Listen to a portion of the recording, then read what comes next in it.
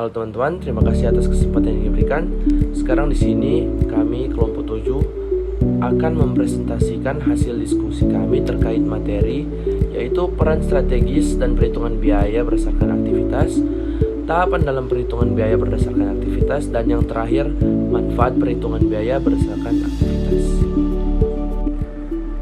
Nah, tapi sebelum itu teman-teman, sebelum kita melangkah lebih jauh ke dalam pembahasan kita, mari kita mengetahui apa sih itu activity based costing.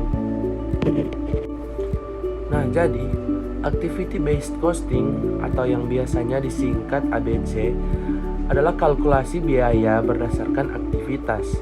Nah, atau sistem perhitungan biaya di mana tempat penampungan biaya overhead yang jumlahnya lebih dari satu atau lebih faktor yang tidak berkaitan dengan volume. Nah, teman-teman juga harus tahu peran ABC itu apa. Nah, peran ABC itu yaitu mengukur dan mengevaluasi tingkat pencapaian profitabilitas dalam suatu perusahaan.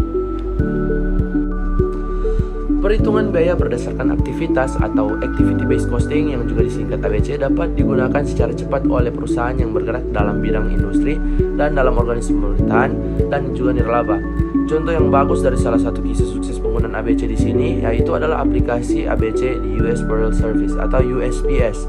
Aplikasi ABC pada USPS berasal dari petunjuk Direktur Jenderal Post untuk mengembangkan sistem perhitungan biaya yang akan membantu USPS agar menjadi lebih kompetitif dan juga melayani sebagai dasar perbandingan kinerja antar berbagai fasilitas pemrosesan surat.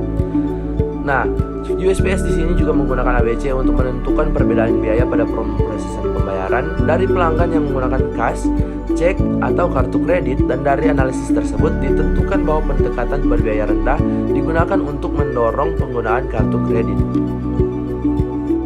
Manfaat perhitungan biaya berdasarkan aktivitas.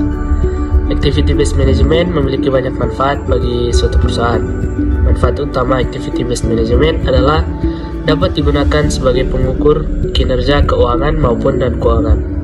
Perusahaan dapat melakukan efisiensi biaya-biaya yang terjadi dalam operasi perusahaan dengan cara mengeliminasikan aktivitas tidak bernilai tambah. Tahapan dalam perhitungan biaya berdasarkan aktivitas. Yang pertama itu ada mengidentifikasi biaya, sumber daya, dan aktivitas, yaitu proses 2 tahap dengan cara menelusuri biaya pada aktivitas, kemudian dilanjutkan pada produk.